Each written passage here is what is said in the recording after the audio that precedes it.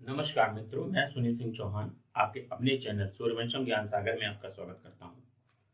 और इसी कड़ी में समीक्षा अधिकारी 2023 के लिए हम एक विशेष सीरीज चला रहे हैं करंट अफेयर्स की, और ये आपको प्रातः 8 बजे मिलेगी। और ये दैनिक सीरीज आपके लिए बहुत ही लाभदायक है। आइए देखते हैं मित्रों। दादा साहेब फाल्के पुरस्कार 2021 ये दिया गया है अभिनेत्री वहीदा रहमान को।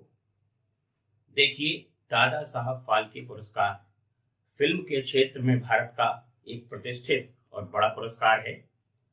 तो दादा साहब फाल्के पुरस्कार 2021 को दिया गया मित्रों वहीदा रहमान को। ये अभिनेत्री हैं। आर्थिक स्वतंत्रता सूचकांक में भारत का 87वां स्थान है। आर्थिक स्वतंत्रता सूचकांक में भारत का 87वां स्थान, और इसमें जो कुल देश थे वो थे 165, 165 देशों में भारत को 87वां स्थान प्राप्त हुआ है। देखिए मित्रों, खेलो इंडिया यूनिवर्सिटी गेम्स 2022 का आयोजन 25 मई से शुरू होकर के और 3 जून 2023 तक उत्तर प्रदेश में संपन्न हुआ। अब मित्रों, इनका शुभंकर क्या था? इनका शुभंकर था जीतू बारासिंघा। जीतू बारासिंघा।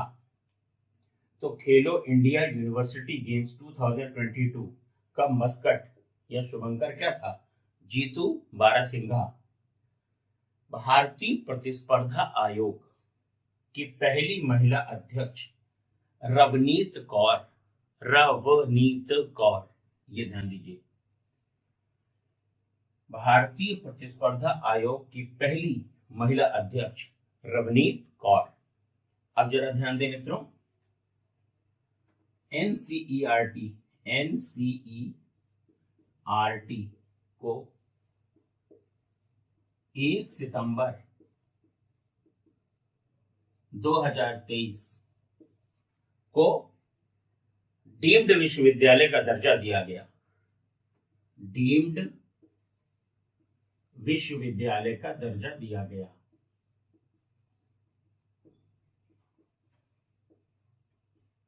दर्जा दिया गया। अब देखिए मित्रों, महिला आरक्षण विधेयक संविधान संशोधन अधिनियम 106 ये बहुत ही महत्वपूर्ण और एक तरीके से बहुप्रतीक्षित जो कार्य है वो नरेंद्र मोदी जी के नेतृत्व में संपन्न हुआ है। मित्रों, 106वां संविधान संशोधन विधेयक, 106वां संविधान संशोधन अधिनियम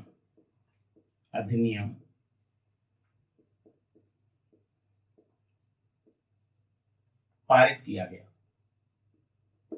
और मित्रों, आप जानते हैं इसकी सबसे बड़ी विशेषता क्या है? ये नई पार्लियामेंट जो मोदी जी का सपना था, उसमें पारित होने वाला ये पहला विधेयक है जिसे नारी शक्ति वंदन विधेयक नाम दिया गया था। क्या नाम दिया गया था मित्रों? नारी शक्ति वंदन विधेयक नाम दिया गया था, जिसमें इस विधेयक में लोकसभा,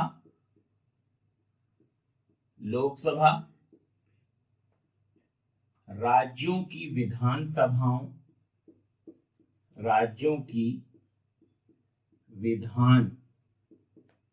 सभाओं,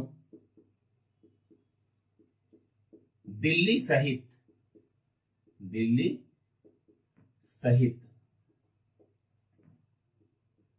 में महिलाओं को 33% का आरक्षण दिया गया।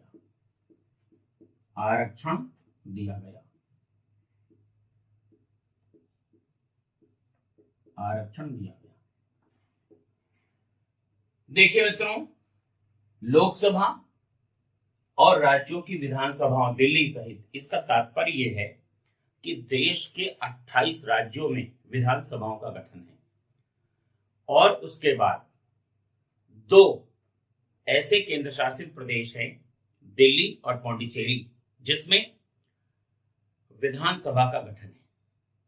तो महिला आरक्षण जो लागू होगा वो दिल्ली विधानसभा में लागू होगा, पौंडीचेरी विधानसभा में लागू नहीं होगा। अर्थात 28 राज्यों की विधानसभाओं प्लस केंद्र शासित प्रदेश, राष्ट्रीय राजधानी दिल्ली की जो विधानसभा है वहां पर।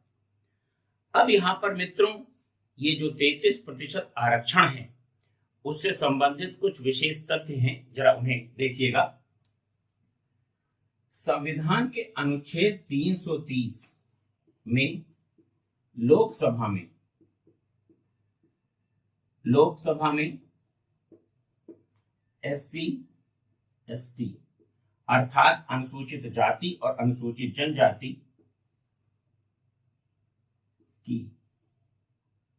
जनजाति को आरक्षण है, अर्थात इनके लिए सीटें रिजर्व की गई हैं। इसी तरीके से अनुच्छेद 332 में राज्य विधानसभाओं में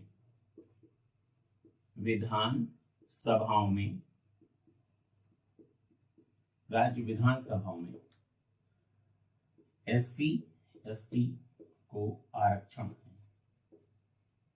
है। अब जो 33% आरक्षण दिया गया है उसमें जो आरक्षित सीटें लोकसभा में SC ST को हैं उन्हीं में 33% दिया जाएगा। जो सीटें राज्य विधानसभाओं में SC ST के लिए आरक्षित हैं उन्हीं में 33% सीटें महिलाओं के लिए आरक्षण होगा। यहां पर यह ध्यान देना है कि टोटल रिजर्वेशन जो है SC ST का लोकसभा और राज्य विधानसभाओं में, तो आरक्षण के अंदर ही उन्हें 33% का आरक्षण दिया जाएगा। अब बाकी सीटें सामान्य वर्ग के लिए हैं। सामान्य वर्ग का मतलब यहां पर सभी के लिए है, चाहे किसी भी जाति का हो, बैकवर्ड के लिए भी हो या अन्य के लिए भी हो। यहां पर विपक्षी दलों, मुख्य रूप से कांग्रेस ने, अखिलेश यादव ने और अन्य लोगों ने कहा कि ओबीसी के लिए अलग से आरक्षण का प्रावधान नहीं है। कुछ संशोधन दिए, लेकिन सरकार ने उन संशोधनों को नहीं माना और अंततः सितंबर 2023 में 106वां संविधान संशोधन नई संसद में ध्वनि मत से पारित हुआ, पहले लोकसभा में और फिर राज्यसभा में। उसके बाद महामहिम राष्ट्रपति श्रीमती द्रौपदी मुर्मू ने अपनी स्वीकृति देकर 106वें संविधान संशोधन अधिनियम को स्वीकृति दी। देखिए मित्रों, 27 वर्षों की तपस्या के बाद यह महिला आरक्षण विधेयक आया है। 1996 में प्रधानमंत्री श्री HD देवगौड़ा के समय महिला आरक्षण बिल लोकसभा में पेश किया गया। उसके बाद माननीय श्री स्वर्गीय अटल बिहारी वाजपेयी जी के कार्यकाल में पेश किया गया, लेकिन ये पास न हो सका। तत्पश्चात 2010 में डॉक्टर मनमोहन सिंह जब प्रधानमंत्री थे तो ये बिल राज्यसभा में पेश किया गया, वहां पर पास भी हो गया, लेकिन लोकसभा में पारित नहीं हुआ। लेकिन ये गौरव जो प्राप्त हुआ वो प्रधानमंत्री श्री नरेंद्र मोदी के नेतृत्व में 106वां संविधान संशोधन विधेयक पारित हो गया। और ये नए, आपका जब चुनाव होगा, आपका जब जनसंख्या आएगी, नए परिसीमन होंगे उसके बाद से लागू होगा, अर्थात इसके लागू होने की जो उम्मीद है वो 2029 के आम चुनाव से होने की, आम चुनाव मतलब जनरल इलेक्शन या लोकसभा का चुनाव, उससे लागू होने की बात कही जा रही है। यहां पर हमें यह ध्यान देना है कि नारी शक्ति वंदन ये नाम देकर सरकार ने नारी के सम्मान को तो बढ़ाया ही है, बल्कि उनकी ताकत का भी एहसास कराया है। भारत की जनता में 52% पुरुष वर्ग है, 48% महिलाएं। जनगणना 2011 के हिसाब से, अभी नई जनगणना हुई नहीं है, होनी है मित्रों, तो उसी के आधार पर मैं आपको बता रहा हूं। अब अगर ये आपसे प्रश्न आता है मित्रों कि 106वां संविधान संशोधन विधेयक मूलतः कौन सा संविधान संशोधन था, तो ये 128वां संविधान संशोधन विधेयक था। मूलतः 128वां संविधान संशोधन विधेयक, संविधान संशोधन विधेयक, जो कि अंततोगत्वा 106वें संविधान संशोधन के रूप में पारित हुआ। तो 106वां संविधान संशोधन विधेयक महिला आरक्षण से संबंधित है, लेकिन अगर ये पूछा जाए कि मूलतः कौन सा है, तो 128वां संविधान संशोधन विधेयक है। मित्रों, करंट अफेयर्स की ये बेहतरीन सीरीज हम आपके लिए रोज लेकर के आएंगे, और आप सुबह चाय पीजिए और हमारे वीडियो को देखिए। बस मित्रों, आज के लिए इतना ही।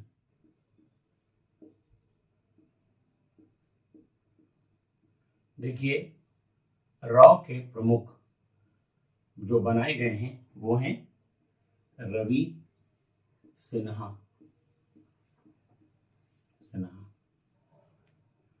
तो मित्रों, रॉ क्या है? Research and analysis wing. Research and analysis wing के नए प्रमुख बनाए गए रवि सिन्हा। अगला फैक्ट देखिए,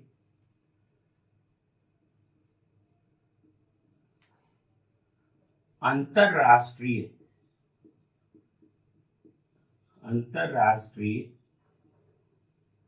गांधी शांति पुरस्कार, अंतरराष्ट्रीय गांधी शांति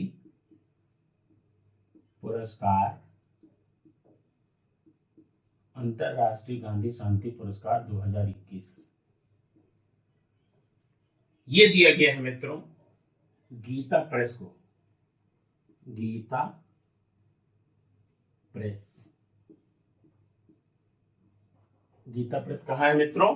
गोरखपुर में। गोरखपुर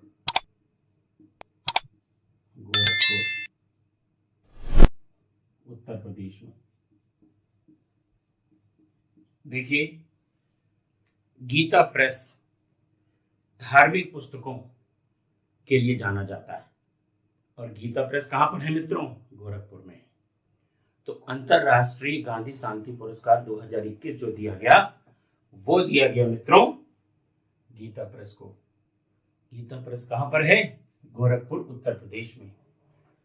अब यहां पर आपको ध्यान देना है एक विशेष बात कि जो इसकी पुरस्कार राशि है, जो इसकी पुरस्कार राशि है 1 करोड़ रुपए।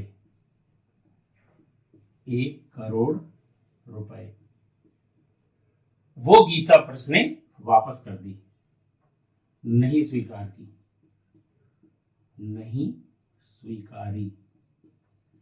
स्वीकारी। यहां पर ही आपको ध्यान देना है। तो गीता प्रेस गोरखपुर में पुरस्कार राशि 1 करोड़ रुपए, और इसको गीता प्रेस ने स्वीकार नहीं किया। उन्होंने प्रशस्ति पत्र तो ले लिया, लेकिन 1 करोड़ की जो पुरस्कार राशि थी वो नहीं ली मित्रों, ये आपको ध्यान देना है। देखिए, central banking award,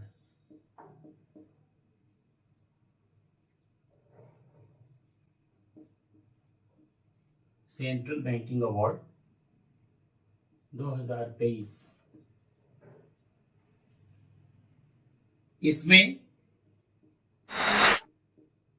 governor of the year,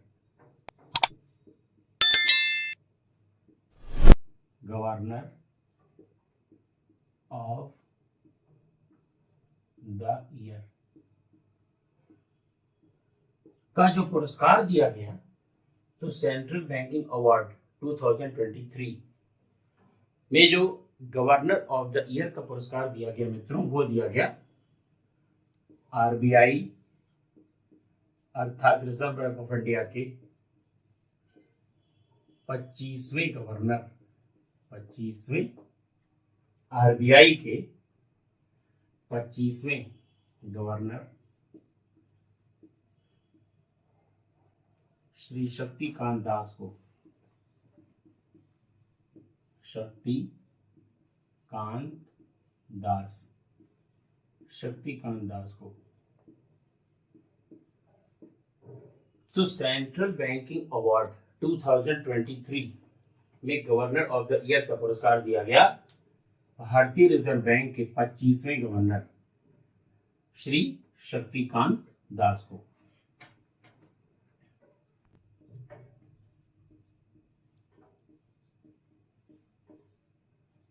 astronomical society of India, astronomical society of India, astronomical society of India अर्थात ESI। ध्यान दीजिएगा, ये आर्कियोलॉजिकल सर्वे ऑफ इंडिया नहीं है, ये एस्ट्रोनॉमिकल सोसाइटी ऑफ इंडिया है। और इसका पहला गोविंद स्वरूप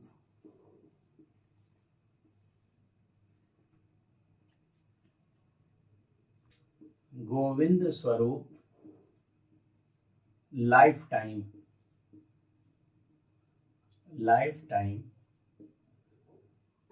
गोविंद स्वरूप लाइफ टाइम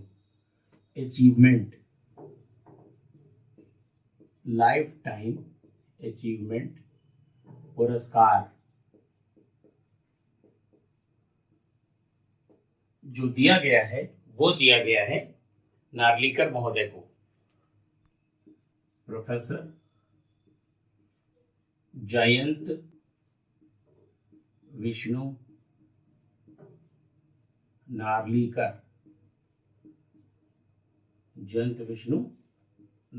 को। तो देखिए, astronomical society of India ASI का पहला Govind Swarup life time achievement पुरस्कार दिया गया प्रोफेसर जयंत विष्णु नार्लिकर को, प्रोफेसर जयंत विष्णु नार्लिकर को। अब देखिए, बहार, ये बहार प्रजाति किसकी है मित्रों? ये अरहर की प्रजाति, उन्नत प्रजाति, बहार अरहर की प्रजाति। मालवीय चमत्कार, ये भी अरहर की प्रजाति है। मालवीय चमत्कार ये भी अरहर की प्रजाति है। नमो 108 ये कमल की प्रजाति है, कमल। निहार एलोवेरा,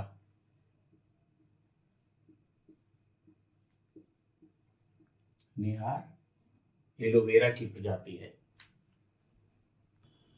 देखिए मित्रों,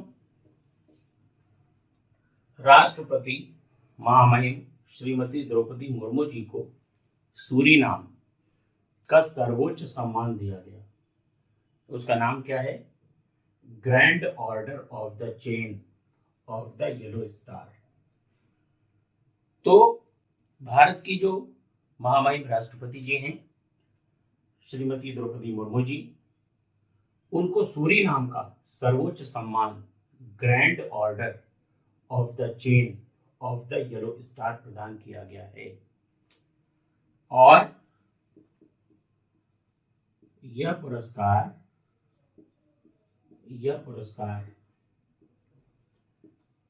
सूरीनाम के राष्ट्रपति द्वारा दिया गया।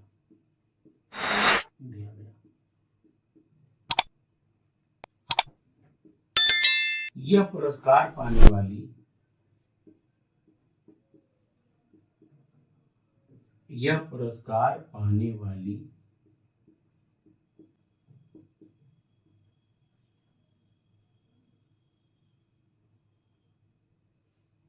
यह पहली भारतीय महिला राष्ट्रपति हैं।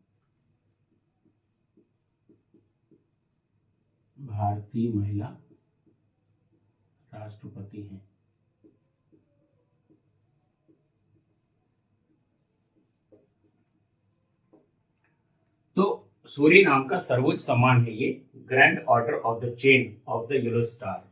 किसको दिया गया? राष्ट्रपति श्रीमती द्रौपदी मुर्मू जी को। यह पुरस्कार उन्हें किसने दिया? तो सूरीनाम के राष्ट्रपति ने दिया। यह पुरस्कार पाने वाली यह पहली भारतीय महिला राष्ट्रपति हैं। देखिए मित्रों, करंट अफेयर्स की जो ये सीरीज है, इसमें एक एक प्रश्न हम आपके लिए चुन करके लाए हैं और समीक्षा अधिकारी, सहायक समीक्षा अधिकारी LTJIC, खंड शिक्षा अधिकारी PCS 2024 तमाम परीक्षाओं के लिए आपको लेकर के हम आए हैं और इसे आप याद करिए और लाभ उठाइए। बस मित्रों, आज के लिए इतना ही।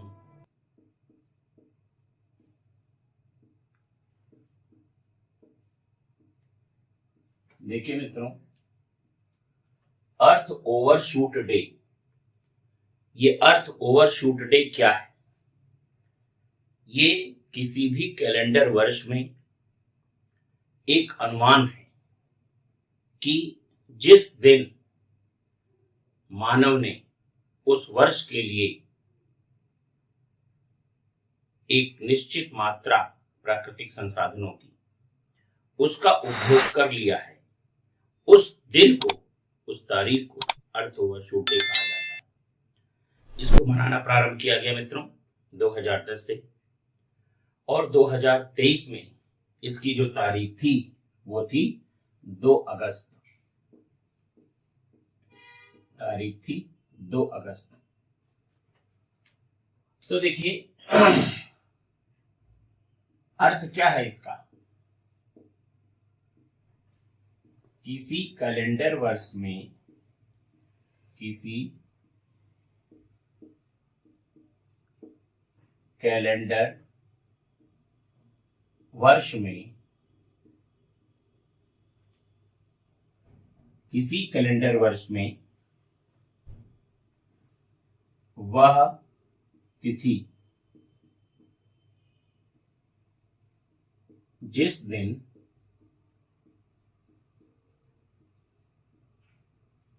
मानव ने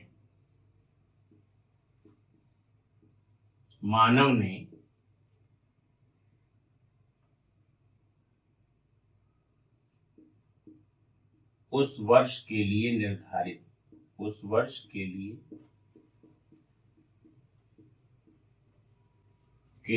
निर्धारित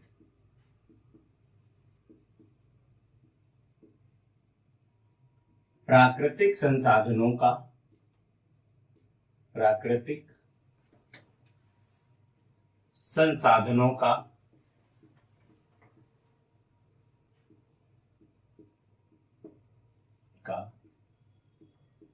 उपयोग कर लिया है,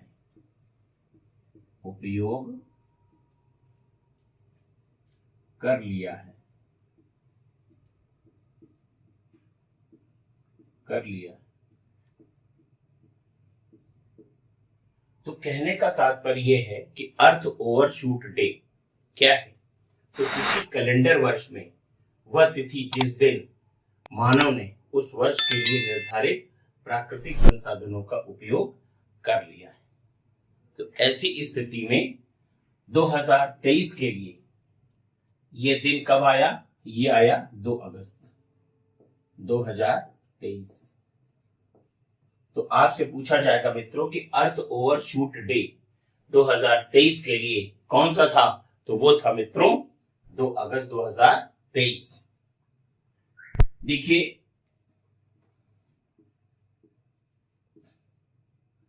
अर्थ ओवर शूट डे केवल अनुमान मात्र है, केवल अनुमान मात्र है, अनुमान मात्र है। यहां पर यह ध्यान देना है, जिसकी कोई निश्चित तिथि नहीं होती, अलग अलग वर्ष में अलग अलग दिन इसको मनाया गया है। तो जो 2023 में मनाया गया वो मनाया गया 2 अगस्त 2023 को। देखिए, पुरुषों की एशियाई हॉकी चैंपियनशिप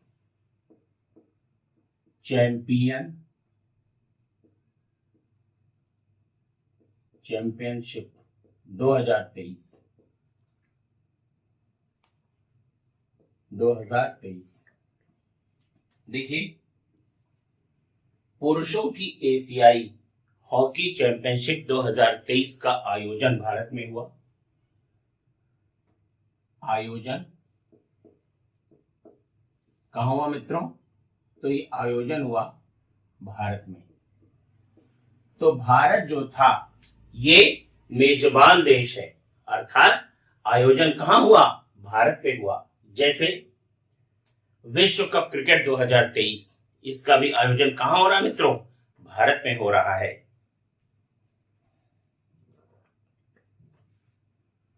समय क्या था?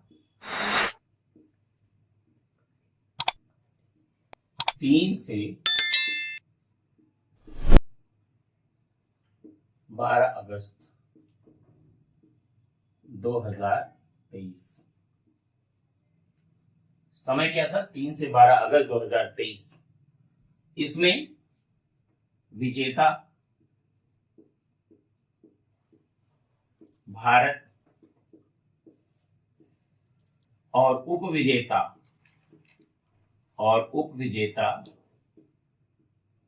मलेशिया,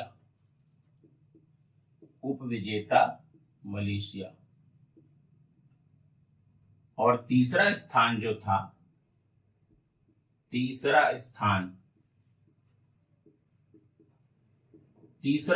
था मित्रों जापान का।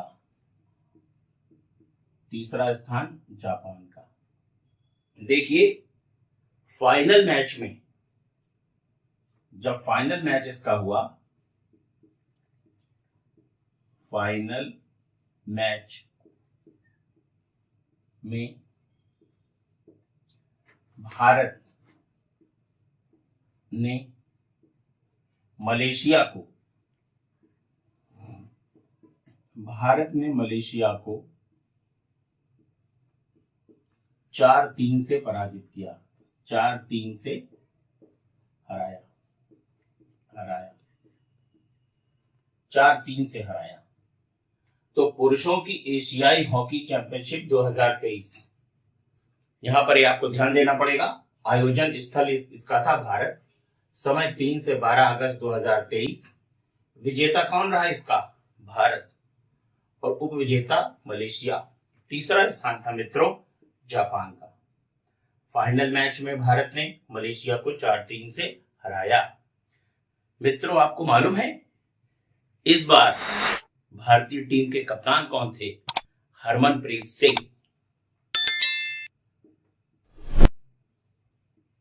भारतीय हॉकी टीम के कप्तान, भारतीय हॉकी टीम के कप्तान,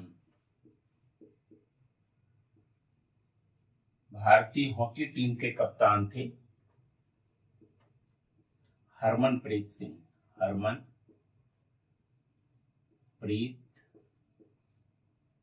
सिंह। हरमनप्रीत सिंह। देखिए, भारतीय हॉकी टीम के कप्तान कौन थे? हरमनप्रीत सिंह। टूर्नामेंट का सर्वश्रेष्ठ खिलाड़ी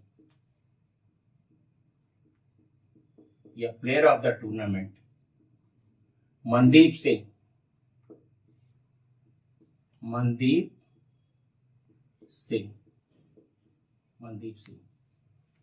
तो भारतीय हॉकी टीम के कप्तान हरमनप्रीत सिंह और टूर्नामेंट का सर्वश्रेष्ठ खिलाड़ी मनदीप सिंह।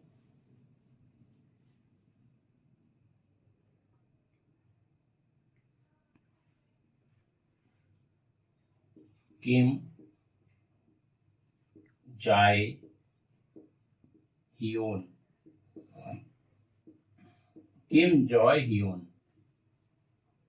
ये आपके क्या है मित्रों?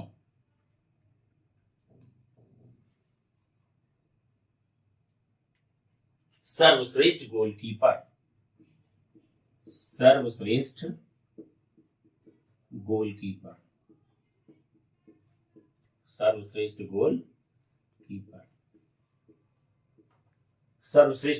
मित्रों। और यह है किस देश के? दक्षिण कोरिया के। दक्षिण कोरिया।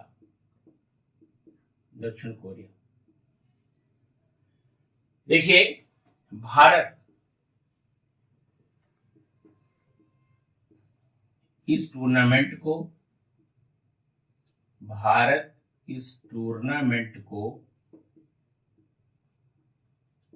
4 बार जीत चुका है।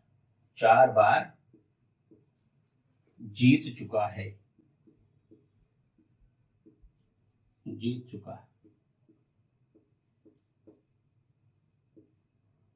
तो भारत इस टूर्नामेंट को मित्रों कितनी बार जीत चुका है? 4 बार जीत चुका है।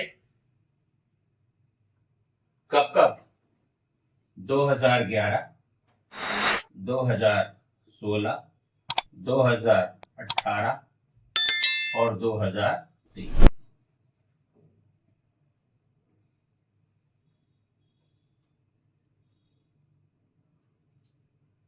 देखिए, तो भारत एशियाई हॉकी चैंपियनशिप जीता। अब यह प्रश्न आता है कि कितनी बार जीत चुका है? तो चौथी बार जीत चुका है मित्रों। कब? एक बार 2011 में, फिर 2016 में, फिर 2018 में और फिर 2023 में। मित्रों, आपको एक चीज ध्यान रखनी है कि इस टूर्नामेंट में भारत अजेय रहा है। एक भी मैच भारत नहीं हारा। भारत इस टूर्नामेंट में अजेय रहा है।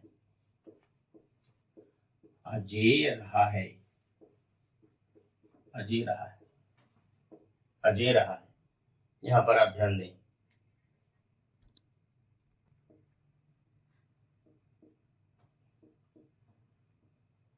National botanical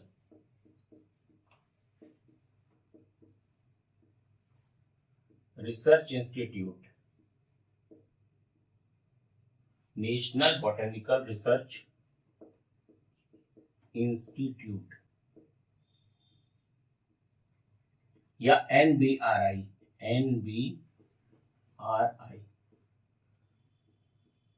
Lucknow, NBRI Lucknow द्वारा विकसित 2 प्रजातियां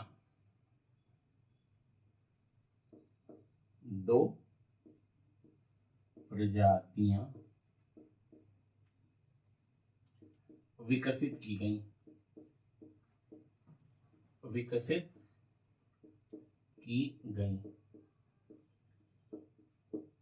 जिनमें पहली है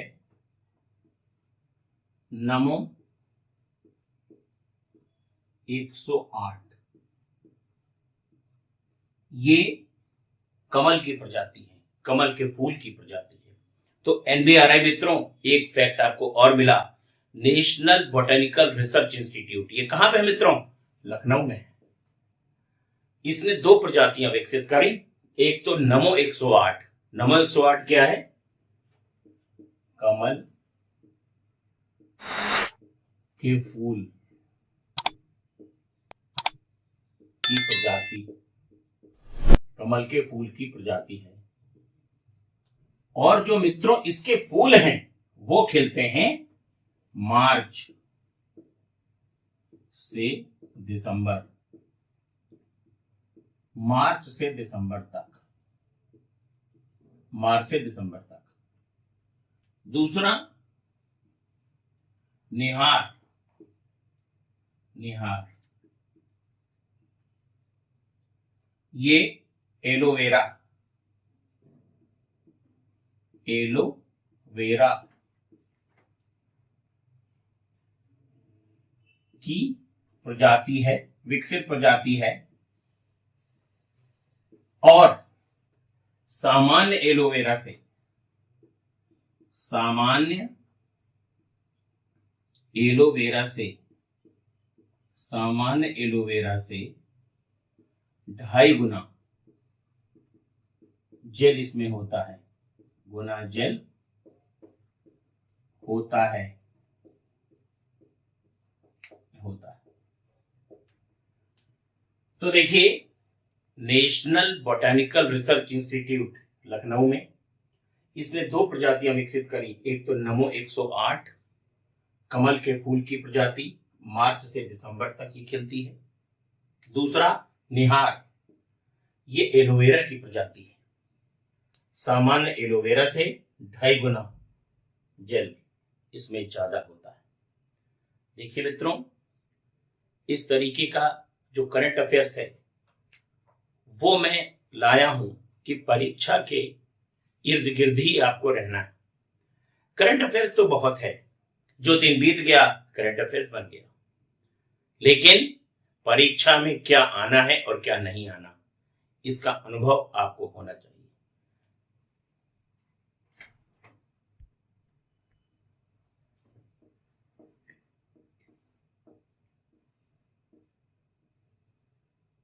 देखिए मित्रों, मैतेई ये मणिपुर, ये मणिपुर के मूल निवासी हैं, मणिपुर के मूल निवासी हैं, मणिपुर के मूल निवासी हैं, इसीलिए इन्हें मणिपुरी भी कहा जाता है। अब मई में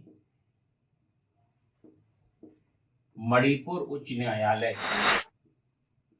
मणिपुर उच्च न्यायालय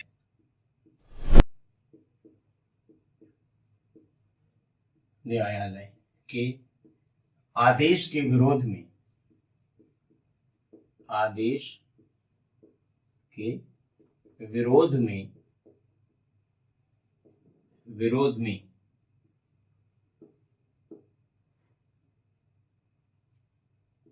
उग्र प्रदर्शन, उग्र प्रदर्शन करने लगे, उग्र प्रदर्शन करने लगे। क्यों करने लगे? क्योंकि इनकी मांग है, मैतेई लोगों की मांग है, मांग हमें जनजाति का दर्जा चाहिए, हमें जनजाति का दर्जा चाहिए, हमें जनजाति का दर्जा चाहिए। और ये मणिपुर में मित्रों बहुसंख्यक हैं, मणिपुर में बहुसंख्यक हैं। तो मैतेई क्या है? ये एक बहुसंख्यक समुदाय है मित्रों मणिपुर का, और इनकी मांग क्या है कि हमें जनजाति का दर्जा चाहिए। तो मित्रों, आपके लिए ये था करंट अफेयर्स का भाग 2, और इसी तरीके से अलग अलग टॉपिक पर हम आपके लिए करंट अफेयर्स की सीरीज लेकर के आते रहेंगे, और आप इसे देखिए और याद करिए। बस मित्रों, आज के लिए इतना ही।